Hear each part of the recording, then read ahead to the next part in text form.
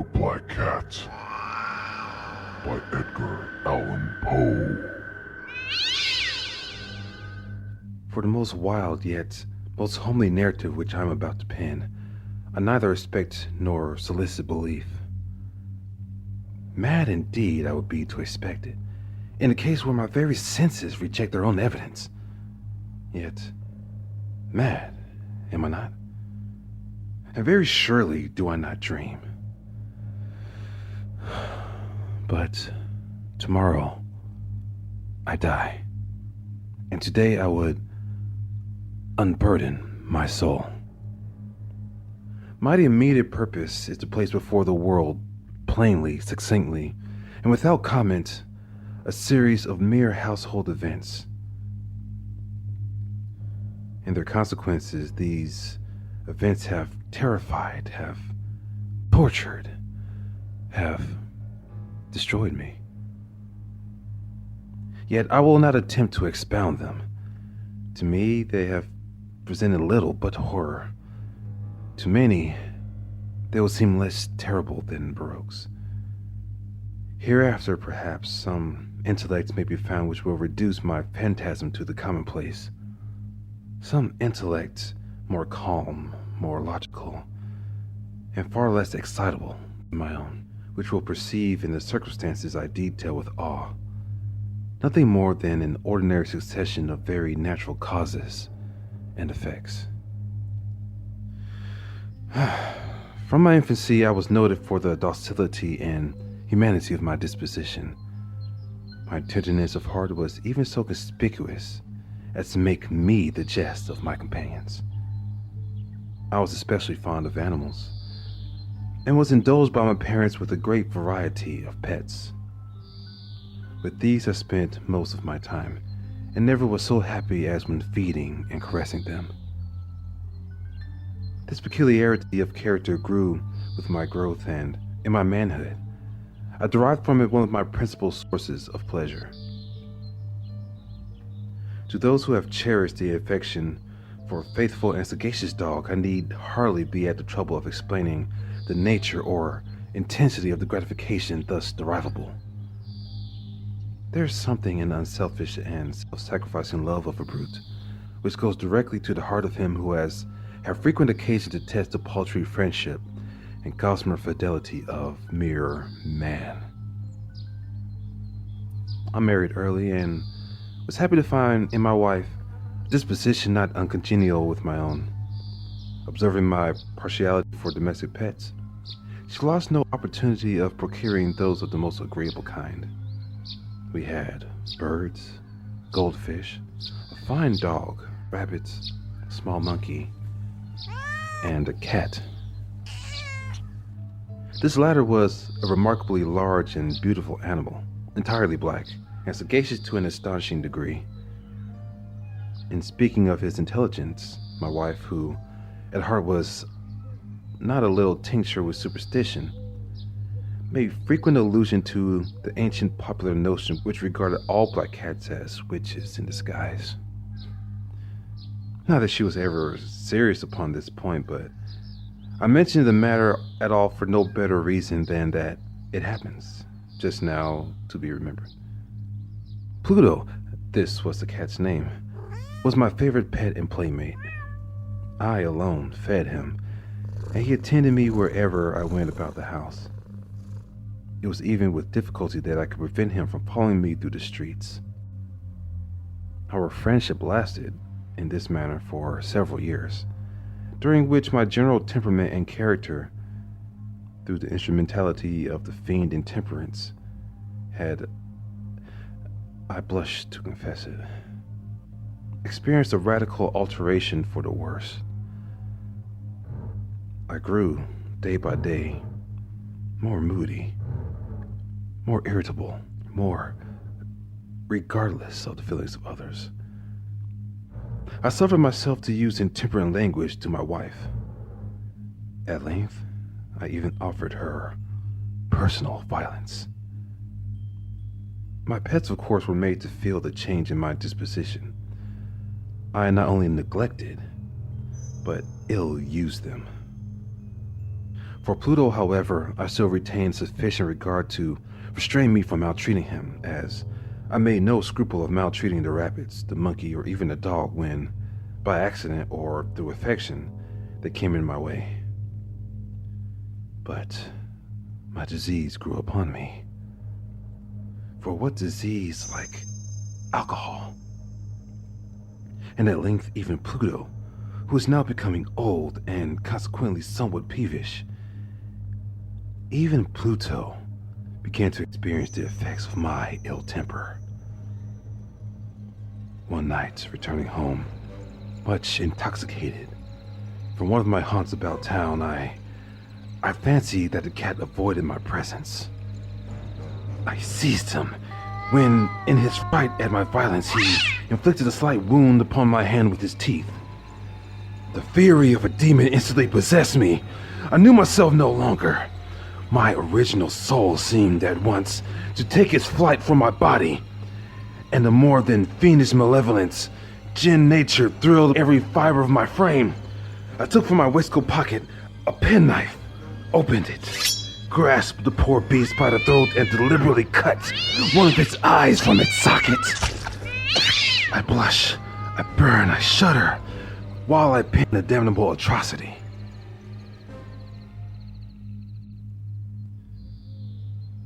When reason returned with the morning, when I slept off the fumes of the night's debauch, I experienced a sentiment half of horror, half of remorse for the crime which I had been guilty, but it was at best a feeble and equivocal feeling, and the soul remained untouched. I again plunged into excess, and soon drowned in wine all memory of the deed. In the meantime, the cat slowly recovered. The socket of his lost eye presented, it is true, a frightful appearance, but he no longer appeared to suffer any pain. He went about the house as usual, but, as might be expected, fled in extreme terror at my approach. I had so much of my old heart left as to be at first grieved by this evident dislike on the part of a creature which had once so loved me. But this feeling soon gave place to irritation, and then came, as if to my final and irrevocable overthrow, the spirit of perverseness.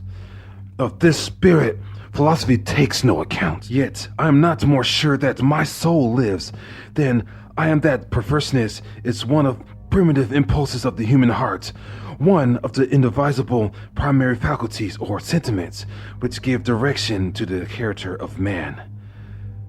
Who has not 100 times found himself commenting a vile or stupid action for no other reason than because he knows he should not?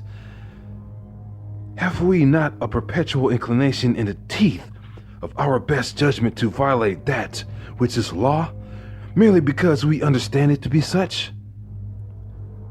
This spirit of perverseness, I say, came to my final overthrow.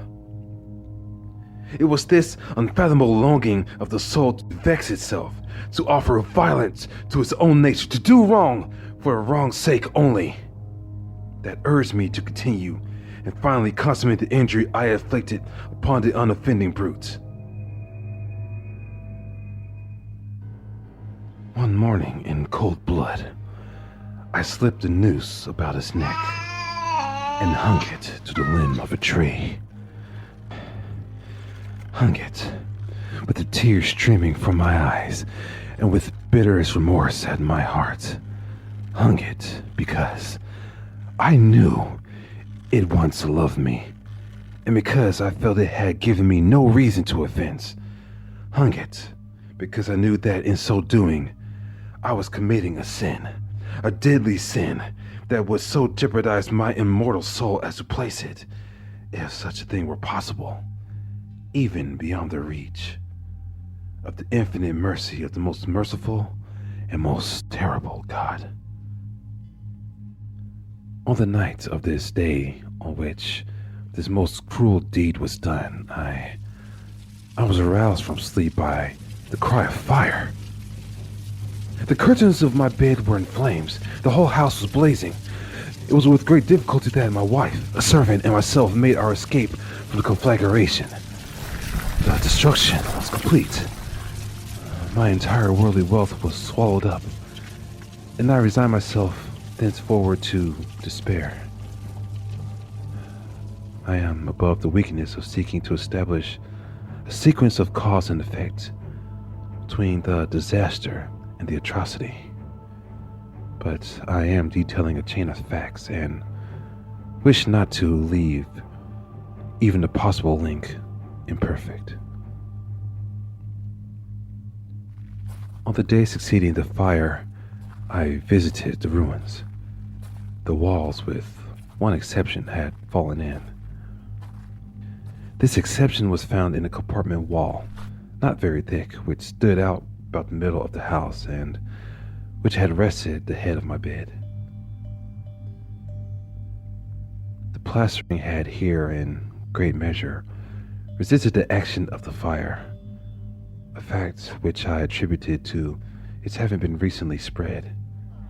About this wall a dense crowd were collected, and many persons seemed to be examining a particular portion of it with very minute and eager attention. The words, "strange," "singular," and other similar expressions excited my curiosity. I approached and saw, as if graven in bas relief upon the white surface, the figure of a gigantic cat. The impression was given with an accuracy truly marvelous. There was a rope about the animal's neck. When I first beheld this apparition, for I could scarcely regard it as less, my wonder and my terror were extreme. But at length, reflection came to my aid. The cat, I remembered, had been hung in a garden adjacent to the house. Upon the alarm of fire, this garden had been immediately filled by the crowd, by some of whom the animal must have been cut from the tree and thrown through an open window into my chamber. This had probably been done with the view of arousing me from sleep. The falling of the other walls had compressed the victim of my cruelty into the substance of the freshly spread plaster, the lime of which, with the flames and the ammonia from the carcass, had then accomplished the portraiture as I saw it. Although I thus readily accounted to my reason, if not altogether to my conscience, for the startling fact just detailed, it did not the less fail to make a deep impression upon my fancy. For months I could not rid myself of the phantasm of the cat, and during this period there came back into my spirit a half sentiment that seemed, but was not, remorse.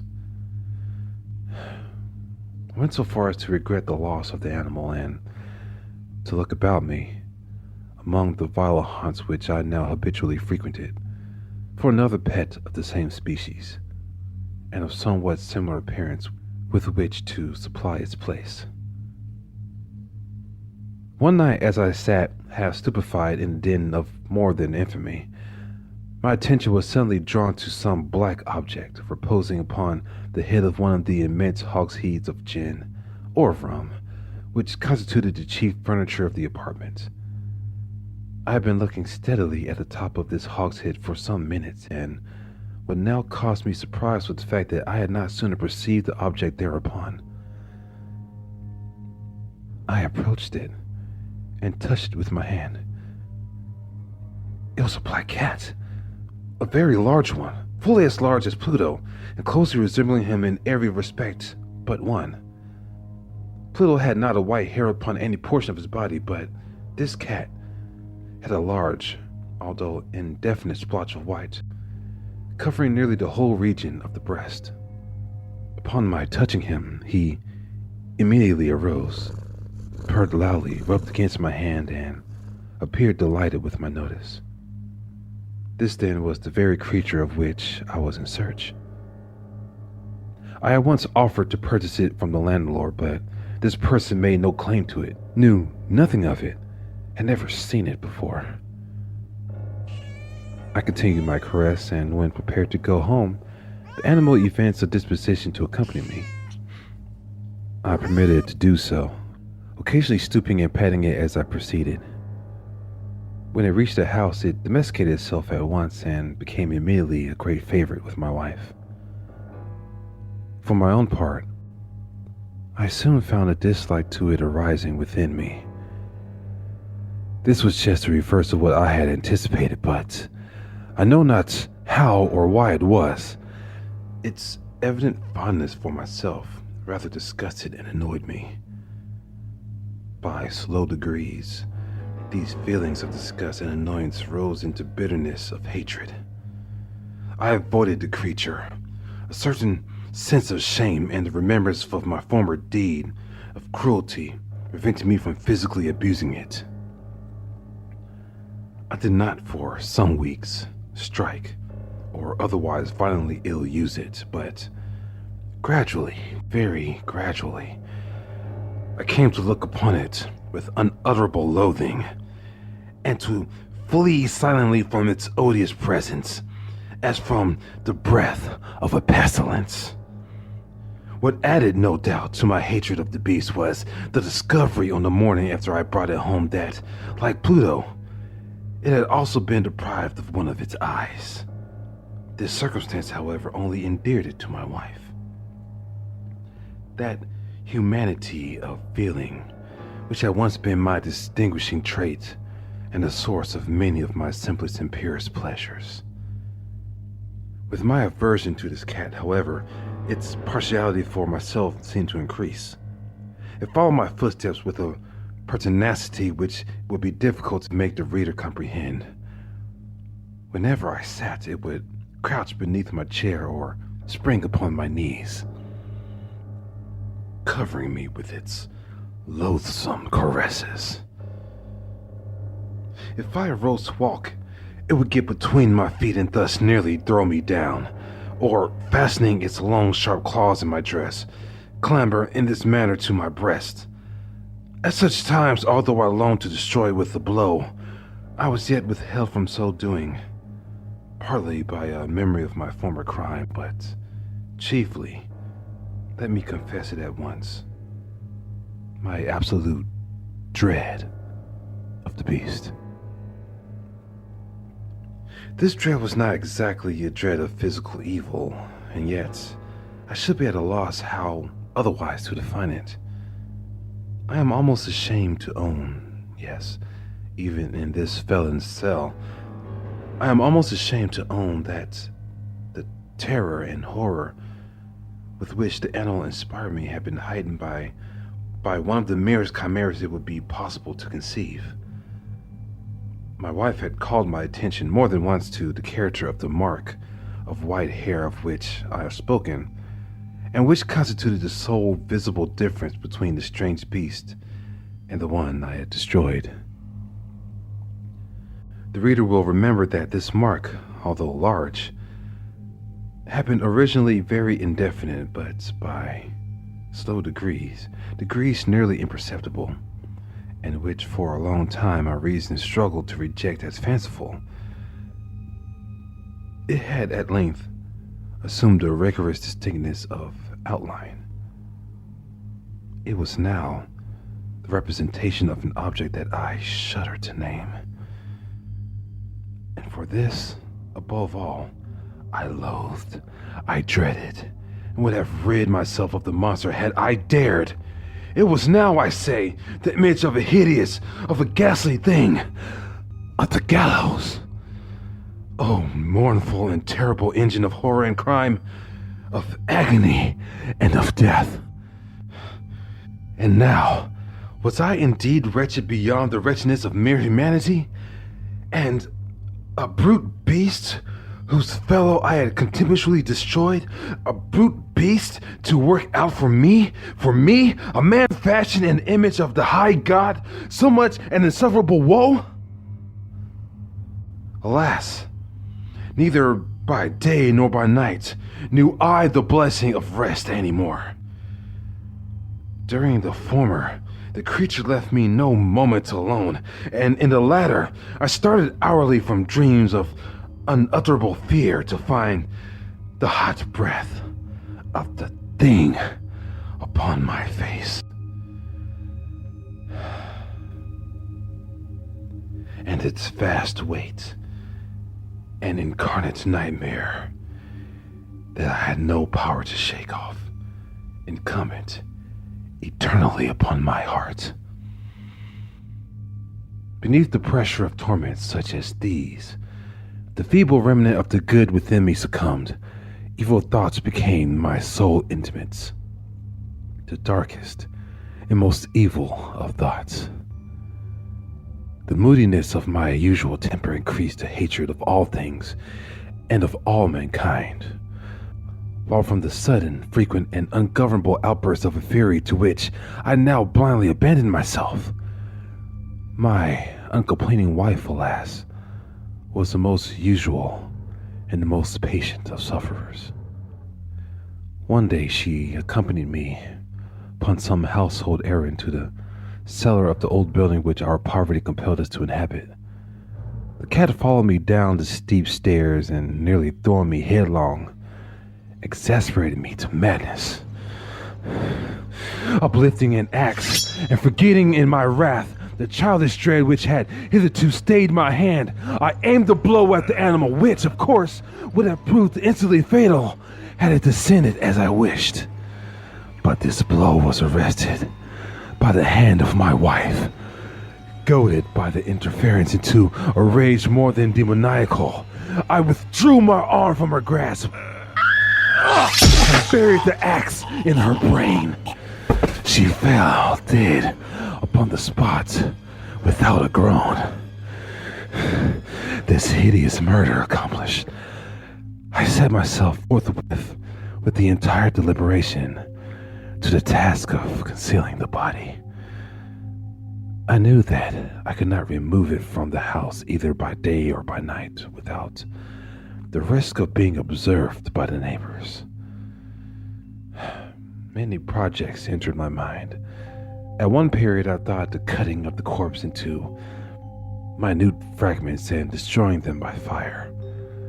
At another, I resolved to dig a grave for it in the floor of the cellar.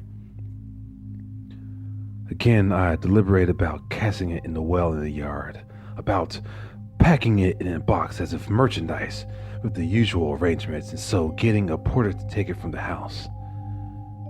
Finally, I hit upon what I considered a far better expedient than either of these. I determined to wall it up in a cellar, as the monks of the Middle Ages are recorded to have walled up their victims. For a purpose such as this, the cellar was well adapted. Its walls were loosely constructed and had lately been plastered throughout with a rough plaster, which the dampness of the atmosphere had prevented from hardening. Moreover, in one of these walls was a projection, caused by a false chimney or fireplace, that had been filled up and made to resemble the rest of the cellar. I made no doubt that I could readily displace the bricks at this point, insert the corpse, and wall up the hole as before, so that no eye could detect anything suspicious. And in this calculation, I was not deceived. By means of a crowbar, I easily dislodged the bricks, and having carefully deposited the body against the inner wall, I propped it in that position while, with little trouble, I relaid the whole structure as it originally stood. Having procured mortar, sand, and hair with every possible precaution, I prepared a plaster which could not be distinguished from the old, and with this I very carefully went over the new brickwork. When I had finished, I felt satisfied that all was right. The wall did not present the slightest appearance of having been disturbed. The rubbish on the floor was picked up with the minutest of care. I looked around triumphantly and said to myself, "Here at last, then, my labor has not been in vain." My next step was to look for the beast which had been the cause of so much wretchedness, for I had, at length, firmly resolved to put it to death. Had I been able to meet with it at that moment, there could have been no doubt of its fate. But it appeared that the crafty animal had been alarmed at the violence of my previous anger, and forbore to present itself in my present mood. It is impossible to describe or to imagine the deep and blissful sense of relief which the absence of the detested creature occasioned in my bosom. It did not make its appearance during the night, and thus, for one night at least, since its introduction into the house, I soundly and tranquilly slept. Yes, slept, even with the burden of murder upon my soul. The second and third day passed, and still my tormentor came not. Once again I breathed as a free man. The monster, in terror, had fled the premises forever. I should behold it no more. My happiness was supreme. The guilt of my dark deed disturbed me but little. Some few inquiries had been made, but these had been readily answered. Even a search had been instituted, but of course nothing was to be discovered. I looked upon my future felicity as secured. Upon the fourth day of the assassination, a party of the police came, very unexpectedly, into the house, and proceeded again to make a rigorous investigation of the premises. Secure, however, in the inscrutability of my place of concealment, I felt no embarrassment whatsoever. Officers bade me accompany them in their search. They left no nook or corner unexplored. At length, for the third or fourth time, they descended into the cellar. I quivered not in a muscle. My heart beat calmly as that of one who slumbers in innocence. I walked the cellar from end to end. I folded my arms upon my bosom and roamed easily to and fro. The police were thoroughly satisfied and prepared to depart. The glee at my heart was too strong to be restrained. I burned to say if but one word by way of triumph, and to render doubly sure their assurance of my guiltlessness. "Gentlemen," I said at last, as the party ascended the steps, "I delight to have you allayed of your suspicions. I wish you all health and a little more courtesy. By the by, gentlemen, this is a very well-constructed house." In the rapid desire to say something easily, I scarcely knew what I uttered at all. "I may say an excellently well-constructed house. These walls... Are you going, gentlemen? These walls are solidly put together. And here, through the mere frenzy of bravado, I rapped heavily with a cane which I held in my hand upon that very portion of the brickwork behind which stood the corpse of the wife of my bosom.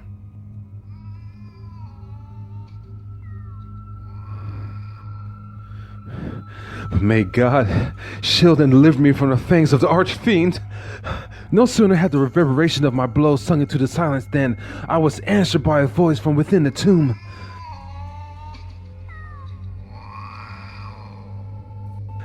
By a cry at first muffled and broken like sobbing of a child, and then quickly swelling into one long, loud, and continuous scream, utterly anomalous and inhuman. A howl, a wailing shriek, half of horror, half of triumph, such as might have arisen only out of hell, conjointly from the throats of the damned in their agony, and of the demons that exult in the damnation. Of my own thoughts, it is folly to speak. Swooning, I staggered to the opposite wall. For one instant, the party upon the stairs remained motionless, through extremity of terror and awe. In the next, a dozen stout arms were toiling at the wall. It fell bodily.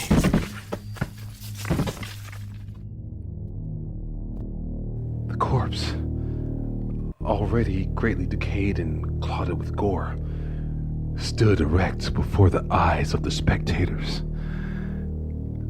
Upon its head, with red, extended mouth and solitary eye of fire, sat the hideous beast whose craft has seduced me into murder, and whose informing voice had consigned me to the hangman. I had walled the monster up within the tomb.